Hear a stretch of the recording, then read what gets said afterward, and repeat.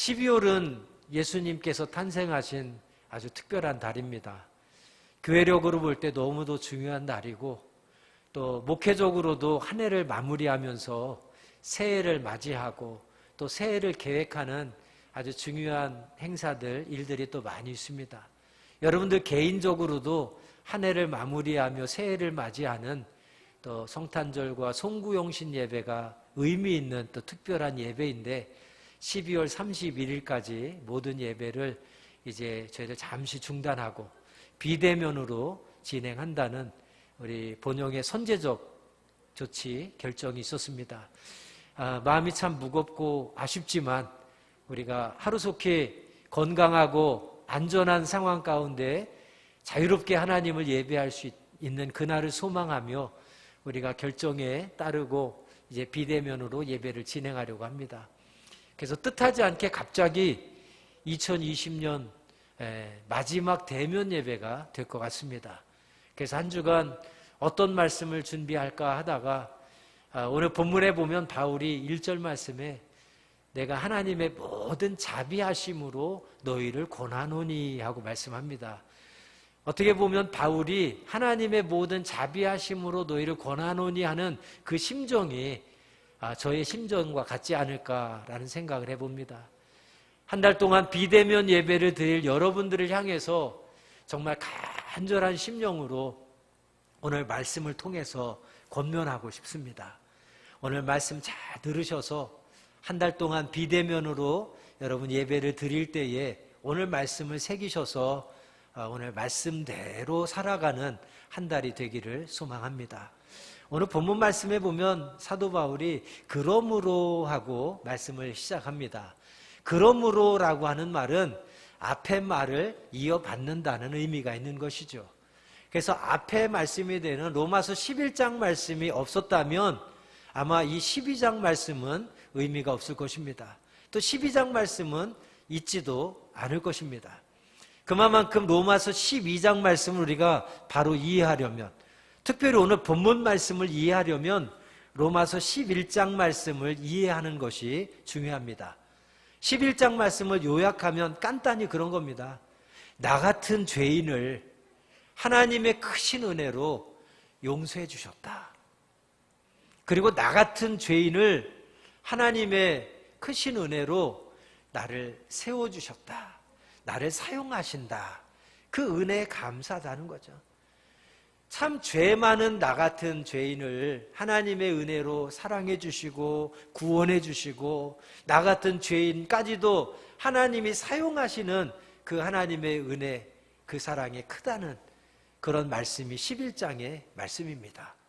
그러면서 그러므로 나 같은 죄인을 구원하시고 나 같은 죄인을 세워서 사용하시는 그 하나님의 은혜 감사하다. 그러므로 내가 너희에게 하나님의 모든 자비하심으로 권한다. 왜 여기서 사도 바울이 하나님의 그냥 자비하심으로 권한다고 하지 않고 모든 자비하심이라고 말씀할까요? 그것은 하나님의 자비하심을 강조하기 위해서입니다. 하나님의 자비하심이 무엇입니까? 왜 하나님의 자비하심으로 모든 자비하심으로 우리에게 권한다 말씀하십니까? 그것은 하나님의 자비하심은 우리 인간의 자비와는 틀리기 때문에 인간들은 몇 번 권면했는데도 말을 안 들으면 실망합니다. 몇 번 권면했는데도 몇 번 사랑해 주는데도 몇 번 내가 이해하고 용서해 주는데도 저 사람은 변하지 않으면 낙심하고 실망하고 때로는 화도 납니다. 심지어는 미워지기까지 합니다. 무슨 말이에요? 인간의 자비에는 한계가 있다는 겁니다. 끝이 있다는 겁니다. 그러나 하나님의 자비하심은 한계가 없어요. 끝이 없어요. 무한하십니다. 그래서 그 하나님의 모든 자비하심으로 권한다는 거예요. 바울이 개인적으로 내가 너에게 권한다는 것이 아니라 하나님의 그 모든 자비하심으로 권한다. 왜? 내가 너희들에게 권하면 너희들이 말 안 듣고 아무리 얘기해도 듣지 않으면 실망하고 낙심하고 너희가 밉고 화도 날 수 있지만 하나님의 모든 자비하심으로 권하는 것은 너희들이 지금까지 실패했고 아무리 얘기해도 듣지 않았어도 그럼에도 또다시 너희들을 기대하며 너희들을 사랑으로 권면하시는 그 하나님의 모든 자비하심으로 권면한다는 거예요. 이 시간 저도 바울처럼 하나님의 모든 자비하심으로 여러분에게 권합니다. 수없이 강단에서 하나님의 말씀을 선포했어도 여러분이 한 귀로 듣고 흘려버렸다고 할지라도 아무리 제가 피를 토하며 설교를 해도 사관님 말씀은 말씀이고 여러분은 삶의 자리로 가면 여러분 마음대로 여러분 뜻대로 여러분 하고 싶은 대로 살아가는 변화 없는 삶을 살았다고 할지라도 저는 변하지 않는 여러분의 모습에 실망하고 낙심하고 때로는 서운하고 때로는 화도 나고 때로는 미울 수도 있지만 하나님의 자비하심은 그러한 여러분의 형편과 처지와 상황과 그런 연약함들을 다 아시면서도 또다시 자비하심으로 기대하며 권면합니다. 여기서 권한다라고 하는 것은 단순히 권면하다, 충고하다 이런 뜻이 아닙니다.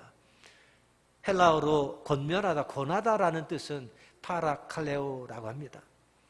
뭐냐면 상대방이 잘못하고 상대방이 실패하고 상대방이 나쁘게 했어도 그를 조언하고 사랑해주고 반복적으로 기다려주면서 그를 위로해주는 것, 이것이 바로 파라칼레오입니다. 바울은 1절에서 하나님의 모든 자비하심으로 내가 너희에게 파라칼레오 한다. 그냥 몇 번 권면하고 끝이는 것이 아니라 너희들을 끊임없이 권면하면서 사랑으로 용서하고 너희들을 품어주면서 어떻게든 하나님이 원하시는 삶으로 인도해 간다라고 하는 뜻이 파라칼레오예요. 사도 바울이 복음을 전하며 가는 곳마다 수많은 회심자들이 생겨납니다. 그리고 그 회심자들이 예수 그리스도를 믿습니다. 그리고 그들의 삶이 하나님의 말씀대로 살려고 그들이 변화된 삶을 살아갑니다. 어떻게 바울이 복음을 증거하며 그런 역사들이 나타날 수 있었습니까? 그것은 사도 바울이 복음을 전하며 만나는 사람들마다 파라칼레오 했기 때문입니다.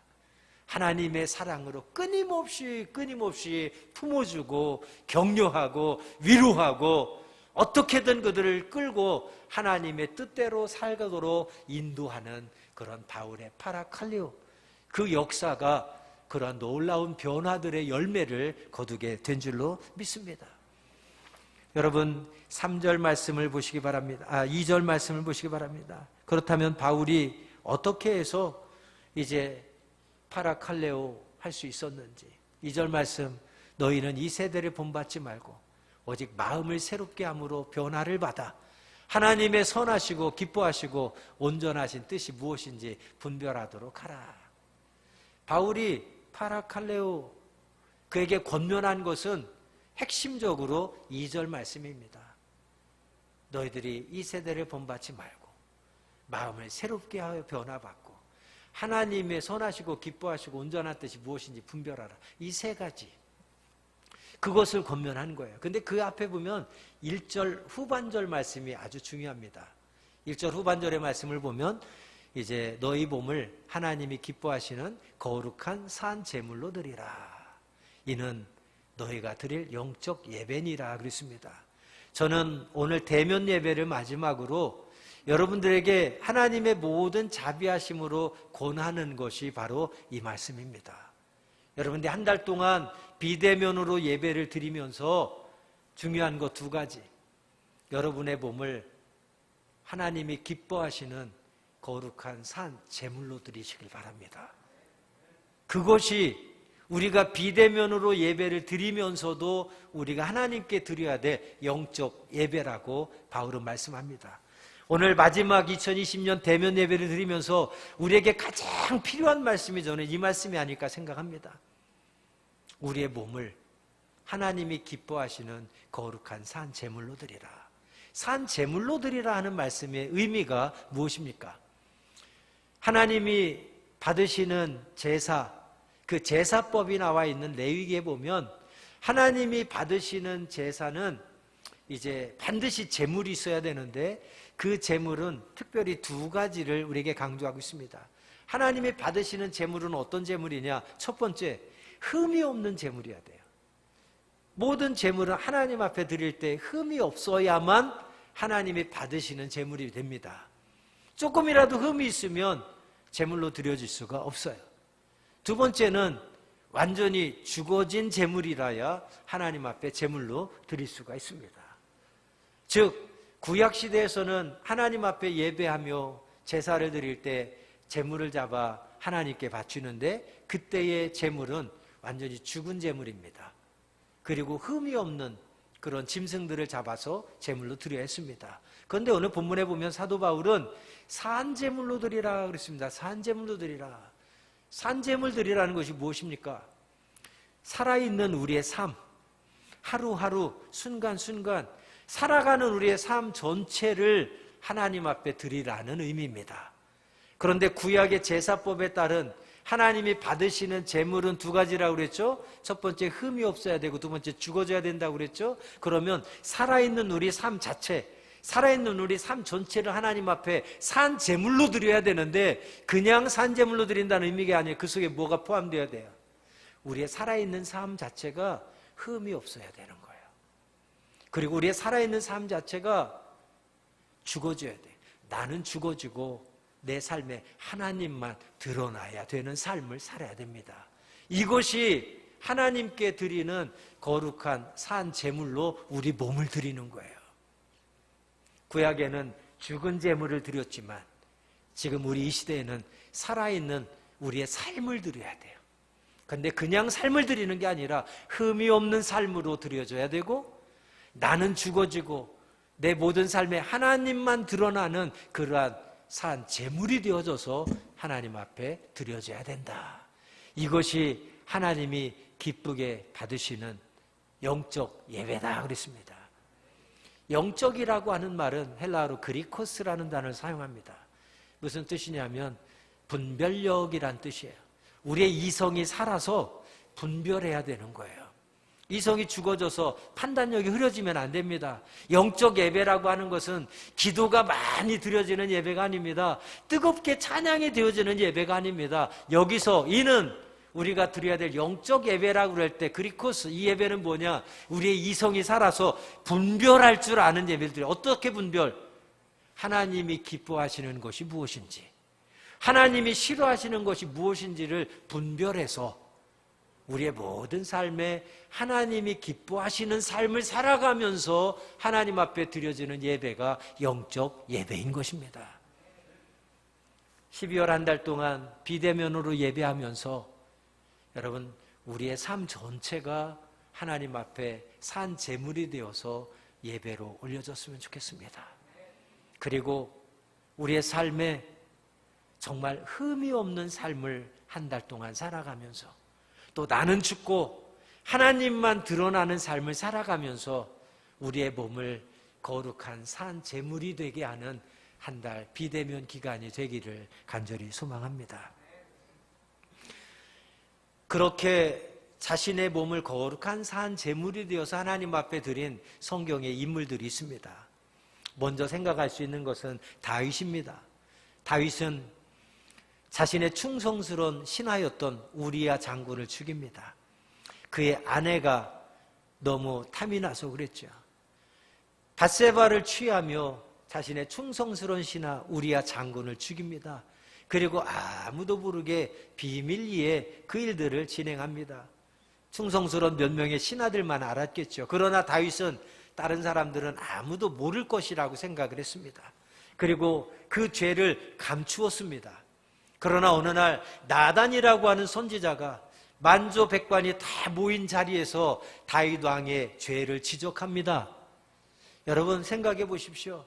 내가 왕인데 한 선지자가 와서 비밀리에 아무도 모르는 숨긴 죄를 지적하고 드러냈을 때 다윗의 심정이 어떻겠습니까? 얼마나 망신스럽고 얼마나 창피했겠습니까?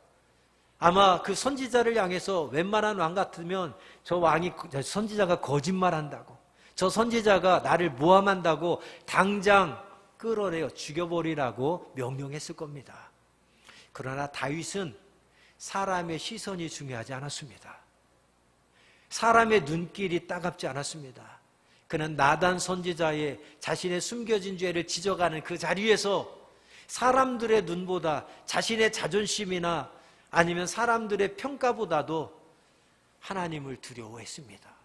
그리고 그는 하나님 앞에 자신의 죄를 철저하게 회개합니다. 그것이 뭐예요? 자신의 몸을, 자신의 삶을 거룩한 산 제물이 되게 하는 작업입니다. 자신의 죄를 회개하며 흠 있는 자신의 삶의 모든 흠들을 제거하기 위해서 하나님 앞에 철저하게 회개합니다. 회개하는 다윗에게 하나님은 이제 사죄함의 용서의 은혜를 허락해 주신 줄로 믿습니다. 삭개오는 예수님과 함께 밥을 먹다가 자기 재산 절반을 팔아서 가난한 사람들에게 나눠주겠다고 결단하고 예수님께 고백을 합니다. 왜 그렇습니까? 그가 지금까지 모은 재산들은 다 불의한 재산이었기 때문에, 자신의 삶이 불의했기 때문에 자신의 삶을 흠이 있었던 것을 다 제거해서 하나님이 기뻐하시는 거룩한 산 제물이 되기 위해서, 그런 산 제물로서 그가 하나님 앞에 자신의 삶을 드리기 위해서 자기가 소유를 팔아서 가난한 자에게 나눠주고, 혹시 사기친 거 있다면, 남을 속인 것이 있다면 그 사람들에게는 내가 4배나 더해서 갚아주겠다라고 결단하고 예수님께 고백을 합니다. 삭개오가 왜 그런 결단을 하고 왜 그런 고백을 할까요? 하나님 앞에 자신의 몸을, 자신의 삶을 거룩한 산 제물이 되어서 영적 예배를 드리기 위함인 것입니다. 아브라함이 하나님의 명령을 따라서 하나님이 지시하는 땅으로 갑니다. 그런데 조카 롯이 아브라함과 함께하며 하나님 주신 축복에 아브라함 때문에 조카 롯도 복을 받습니다. 하나님이 주신 축복이 많아서 점점 소유가 늘어나고 이제 종들도 늘어나자 어느 날 아브라함의 종과 조카 롯의 종이 다투게 됩니다. 다투는 것을 보고 아브라함이 말하죠. 하나님이 축복해 주셔서 우리가 이렇게 부유해지고 풍성해졌는데 여기에서 우리가 싸우는 것이 합당치 않다. 우리는 같은 혈육인데 하나님 앞에 싸우면 되겠느냐. 이쯤에서 우리가 헤어지는 게 좋겠다라고 하며 먼저 선택권을 조카 롯에게 줍니다. 그래서 거기서 유명한 고백, 네가 우하면 나는 좌하고 네가 좌하면 나는 우하겠다. 그런 아브라함의 결단, 그런 아브라함의 행동이 무엇입니까? 바로 우리의 몸을 거룩한 산 제물이 되게 하는 것입니다. 아브라함의 양보, 아브라함의 희생, 형제와 싸우지 않으려는 그 마음, 바로 자신의 삶을 흠이 없게 정결하게 만들어서 하나님 앞에 거룩한 산 제물로 드려지기 위함입니다. 그런 아브라함의 결단과 행동을 통하여서 형제가 화목할 수 있었습니다. 이웃과도 화목할 수 있었습니다. 나아가 하나님과 화목하게 되는 비결이 된 줄로 믿습니다. 저는 바로 그것이 오늘 본문 1절에서 말씀하시는 우리의 몸을 거룩한 산 제물로 드려서 하나님이 기쁘게 받으시는, 또 우리가 드려야 될 영적 예배라고 저는 믿습니다.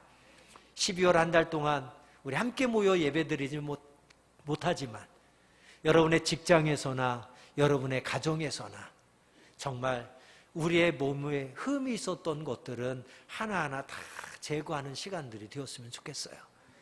그래서 우리 몸을 정말 거룩한 산 제물로 만들어서 하나님 앞에 올려드리는 영적 예배를 한 달 전체 우리의 삶으로 드리기를 간절히 소망합니다. 지난번 비대면 드릴 때에 어느 분이 그런 간증을 하셔서 제가 밴드에 함께 나눴었죠.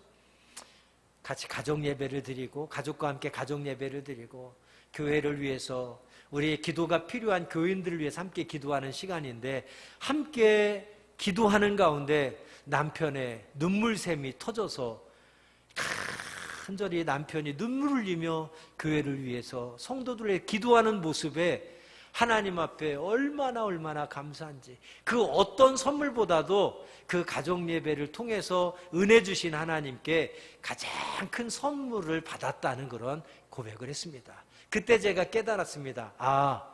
함께 모여서 예배 드리는 것만이 정말 은혜롭는 예배가 아니라 우리가 어디에서 예배를 드려도 얼마만큼 은혜를 사모하며 얼마만큼 정성껏 간절히 예배를 드리나에 따라서 그곳에도 하나님이 역사하시는구나. 함께 모여 예배 드리지 않는 가정 예배 드릴 때 또 다른 은혜를 하나님이 허락해 주시는구나. 그래서 부탁드립니다. 여러분, 가정에서 핸드폰 가지고 컴퓨터 가지고 예배 드린다고 우습게 생각하지 마세요. 쉽게 생각하지 마세요. 집에서 가정 예배를 드리는 것을 오히려 우리가 늘 가족들과 함께 하지 못했는데 이 비대면 기간을 통해서 가족들과 함께 예배할 수 있어서 감사하시고 그 예배를 쉽게 자다가 일어나서 잠옷바람에 그냥 예배 시간 돼서 핸드폰 영상 보지 마시고 준비된 마음으로 은혜를 사모하며 정성을 다해서 가족과 함께 예배 드릴 때 저는 그 예배 현장에 하나님 살아 역사하실 줄로 믿습니다. 함께 모여 예배 드릴 때 받지 못했던 또 다른 은혜와 감동을 그 예배, 가정 예배 현장에서 경험하게 될 줄로 믿습니다. 그러한 믿음을 가지고 그러한 기대를 가지고 여러분 한 달 동안 비대면 가정 예배에 충실해 주시기를 간절히 부탁드립니다. 마지막으로 2절 말씀 조금 더 살펴보고 말씀을 마치도록 하겠습니다. 사도 바울은 1절에서 우리의 몸을 하나님이 기뻐하시는 거룩한 산 제물로 드리라고 하면서 이것이 너희가 드려야 될 영적 예배라고 하면서 구체적으로 산 제물로 드리는 것이 무엇인지, 영적 예배를 드리는 것이 무엇인지를 본문 2절에 구체적으로 세 가지로 설명하고 있습니다. 첫 번째는 무엇입니까? 이 세대를 본받지 말라는 거예요. 우리의 몸을 거룩한 산 제물로 만들려면, 하나님께 영적 예배를 드리려면 첫 번째, 이 세대를 본받아서는 안 됩니다. 세대라는 것이 무엇입니까? 이 세상을 가리킵니다. 즉 세상의 풍조나 세상의 유행을 따라가지 말라는 거예요. 그거 닮지 말라는 겁니다. 본받지 말라 하는 것은 본으로 삼지 말아라 하는 말씀이죠. 다른 말로 말하면 따라가지 말아라, 쫓아가지 말아라, 그런 의미가 되겠습니다. 특별히 여기서 본받지 말라 할 때 본은 금형을 이야기합니다. 금형 아세요? 똑같은 것을 찍어낼 때의 그 원판, 기계, 틀이죠. 그래서 어떤 똑같은 모양으로 찍어내려면 금형을 만들어 놓고 거기다 찍어내면 계속해서 똑같은 물건이 만들어지는 것이요. 바로 여기서 세상을, 이 세대를 본받지 말라고 하는 것은 세상을 금형 삼아서 세상 사람들이 따라가는 그 모든 것을 찍어내듯이 우리의 인생이 거기에 똑같아서는 안 된다. 한 걸음 더 나가서 우리의 금형은 무엇이 되어야 됩니까? 우리의 금형은 예수 그리스도가 되셔야 되는 겁니다. 그래서 예수님의 생각, 예수님의 마음, 예수님의 십자가의 사랑, 이것이 금형에 대해서 우리의 삶에 그대로 찍혀 나와야 되는 거예요. 이것이 우리의 몸을 거룩한 산 제물로 드리는, 영적 예배를 하나님 앞에 드리는 구체적인 삶의 내용이 되는 것입니다. 두 번째는 무엇입니까? 마음을 새롭게 함으로 변화를 받으라 말씀합니다. 흔히 예수 믿으면 변화되었다고들 말합니다. 변화라는 것이 무엇입니까? 바꾸는 것입니다. 새롭게 되는 것입니다. 스스로 생각해 보십시오. 내가 예수 믿기 전과 예수 믿은 후에 여러분 바뀌었습니까? 새롭게 되었습니까? 아직도 바뀌지 않았다면 예수 잘못 믿고 있는 겁니다. 예수를 내가 분명히 믿으면, 예수를 내가 바르게 믿으면 우리의 삶은 변화될 수밖에 없습니다. 새로워질 수밖에 없습니다. 그러므로 이 한 달 동안 비대면을 하면서 스스로의 믿음을 좀 성찰하는 시간을 가졌으면 좋겠어요. 그래서 우리가 정말 아직도 바뀌지 않은 내 모습들이 있다면 진정 변화되어지는 그런 축복의 기회가 됐으면 좋겠습니다. 뭐가 바뀌어야 됩니까? 늘 제가 잘 반복적으로 강조하는 이야기 있죠. 말하는 것부터도 바뀌어야 돼요. 생각하는 것도 바뀌어야 됩니다. 마음 먹는 것도 달라져야 됩니다. 행동하는 것도 달라져야 됩니다. 이것이 바로 마음을 새롭게 함으로 변화를 받으라 하는 거지요. 여기서의 변화는 겉모습만 변화하는 체인지가 아닙니다. 본문에서 말하는 변화는 우리의 속사람까지도, 우리의 본질까지도 완전하게 변하는 트랜스포메이션, 그 변화를 의미하는 겁니다. 그렇다면 여기서 질문이 있어요. 사관님, 저도 늘 변화되고 싶은데 변화가 되지 않습니다. 정말 어떻게 하면 변화될 수 있을까요? 질문하시는 분들이 있을 거예요. 그 비결을 본문 2절에 바울은 소개하고 있습니다. 어떻게 하면 변화된다고 그랬습니까? 너의 마음을 새롭게 함으로 변화를 받아. 우리가 변화되는 것은 마음을 새롭게 해야만 변화될 수 있다고 바울은 본문에 말씀하고 있습니다. 우리의 마음이 먼저 새로워져야 돼요. 그래 우리의 삶이 변화될 수 있어요. 우리의 속사람 본질까지도 변화될 수 있습니다. 그런데 마음이 새로워지지 않으니까 변화되지 않는 거예요. 그럼 어떻게 하면, 한 가지 더 질문이 생깁니다. 그럼 어떻게 하면 내 마음이 새로워질 수 있습니까? 그것은 오직 한 가지밖에 없습니다. 그 한 가지 방법은 하나님을 바라보는 것입니다. 우리가 하나님만 바라볼 때 우리의 마음이 새로워질 수 있어요. 그리고 우리의 마음이 새로워져야만 우리가 변화될 수 있습니다. 하나님만 바라본다는 것의 의미를 설명드립니다. 하나님께서 이스라엘 백성들을 축복의 땅 가나안으로 인도하십니다. 그들이 어찌어찌 하다 보니까 애굽에서 나와서 가나안 땅까지 들어간 게 아닙니다. 우연하게 된 게 아니에요. 어찌어찌 하다 보니까 거기까지 흘러간 게 아닙니다. 하나님께서 홍해 바다를 가르셔서 그들을 인도하셨고, 그들에게 구름 기둥과 불 기둥으로 그들을 지켜 보호하시며 그들을 인도하셨고, 만나와 메추라기를 먹이시며 그들을 거기까지 인도하셨어요. 하나님의 구체적인 동행하심과 인도하심 가운데 그들이 축복의 땅으로 간 겁니다. 그런데 그 가운데 아주 중요한 사건이 하나 있죠. 하나님께서 모세를 시내산으로 부르십니다. 그리고 시내산에서 40일 동안을 머물게 하십니다. 이것은 우리에게 시사하는 바가 아주 큽니다. 왜 하나님께서 모세를 시내산으로 부르셔서 40일 동안 거기에 머물게 하셨을까요? 시내산은 해발 2188m의 아주 가파르고 높은 산입니다. 그리고 시내산에는 물 한 방울도 없고 풀 한 포기도 나지 않는 완전 돌산입니다. 그런데 왜 하나님께서 그 모세를 그런 돌산으로 높은 산 꼭대기로 불러서 하루도 아니고 40일 동안 머물게 했습니까? 그것은 모세로 하여금 오직 하나님만 바라보게 하기 위함이었습니다. 그 산 꼭대기에서 물 한 방울 없고 풀 한 폭이 나지 않는 돌산에서 하루하루 모세가 살아갈 수 있는 것은 하나님의 은혜로 말미암아 살아갈 수 있어요. 아무것도 안 보입니다. 볼 수 있는 게 없어요. 하나님밖에. 그래서 모세는 하나님만 바라보고 하나님만 의지하고 하나님의 말씀만 들을 수 있는 그 장소가 바로 시내산이었어요. 백성들을 인도하기 위해서 그런 시간이 필요하다는 거지요. 여러분, 서울 시내를 돌아다니다 보면, 서울 시내가 아니라 영등포에 여기 어디입니까? 타임스퀘어만 가도 눈에 들어오는 것이 얼마나 많은지 모릅니다. 눈에 들어오는 게 너무 많아. 그런 것들 보면요, 마음이 그냥 저절로 뺏깁니다. 사고 싶어집니다. 가서 나도 먹고 싶어집니다. 제 마음이 뺏기고 관심이 빼앗기는 것들이 얼마나 많은지 몰라요. 그런데 시내산 꼭대기 가면 보이는 게 없어요. 마음 빼앗길 게 없어요. 오직 하나님만 보게 되어 있어요.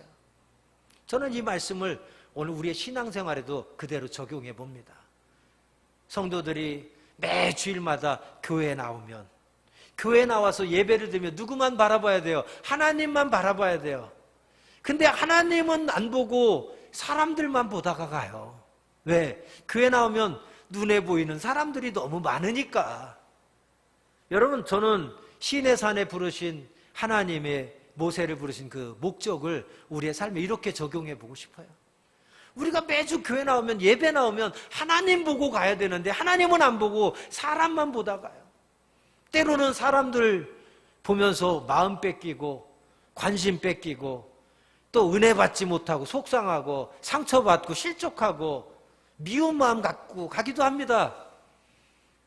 얼마나 안타깝습니까? 예배 나와서 하나님만 보고 은혜 받고 가야 되는데 하나님은 못 보고 사람만 보다 가니까. 또 예배 나와서 우리가 예배를 드릴 때 뭐를 들어야 돼요? 하나님의 말씀을 들어야 돼요. 하나님의 말씀을 듣고 그 말씀 내 가슴에 새겨서 일주일 동안 세상에 나 그 말씀대로 살아가야 되는데 예배 드리면서도 하나님 말씀은 안 듣고 교회 나와서 많은 사람들이 이 얘기 저 얘기 하니까 사람 말만 듣고 가는 교인들이 많아요. 그러니까 수없이 예배를 많이 드려도 우리의 마음이 절대 새로워지지 않는 거예요. 우리의 마음이 새로워지지 않으니까 수십 년 신앙생활을 해도 변화되어지지 않는 거예요. 그래서 저는 간절히 소망합니다. 그리고 하나님의 모든 자비하심으로 여러분을 권합니다. 파라칼레우 합니다. 여러분, 비대면 예배 한 달 동안 다른 거 보지 말고 하나님만 바라보시기 바랍니다. 다른 소리 듣지 마시고 하나님의 말씀만 들으시길 바랍니다. 그리고 그 말씀 가슴에 새겨서 마지막 말씀, 하나님이 기뻐하시고 하나님의 선하시고 기뻐하시고 온전한 뜻이 무엇인지 분별하도록 하라. 분별하는 시간이 되었으면 좋겠습니다. 여기서 분별하라고 하는 헬라어 원어적인 의미는 입증하다라는 의미를 가지고 있습니다. 연금술사들이 금이나 은을 녹여서 거기에 들어있는 모든 찌꺼기들, 불순물들을 다 제거하는 작업. 그래서 금이라는 것을, 은이라는 것을 입증하는 것. 이게 분별하는 거예요. 여러분들이 진짜 그리스도인이라는 것을 입증하는 한 달간이 되었으면 좋겠습니다. 우리의 삶에 진짜 그리스도인으로서 입증되지 못하는 불순물들, 찌꺼기들이 끼어 있다면 이번 한 달간 드려지는 비대면 예배를 통해서 그 찌꺼기, 불순물들을 다 제거해서 내가 진짜 하나님의 자녀임을, 내가 진짜 그리스도인임을 입증함으로 여러분들의 몸을 산 제물이 되어 영적 예배를 하나님 앞에 올려드리는 축복의 기회가 되시기를 주님의 이름으로 부탁드립니다. 기도하겠습니다. 하나님 아버지, 오늘 주신 말씀 우리의 가슴에 새기게 하여 주옵소서. 레마의 말씀이 되어서, 내게 주신 말씀이 되어서 한 달 동안 비대면 예배 드릴 때마다 이 말씀이 떠오르게 하시고 생각나게 하시고 기억나게 하셔서 정말 내가 하나님의 진짜 자녀임을, 그리스도인임을 입증할 수 있는 한 달이 되게 하여 주옵소서.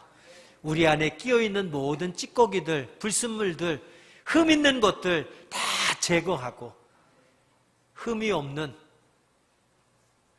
그리고 나는 죽고 온전히 하나님만 드러내는 그러한 산 제물이 되어서 하나님 앞에 올려드리는 영적 예배를 드리게 하여 주옵소서.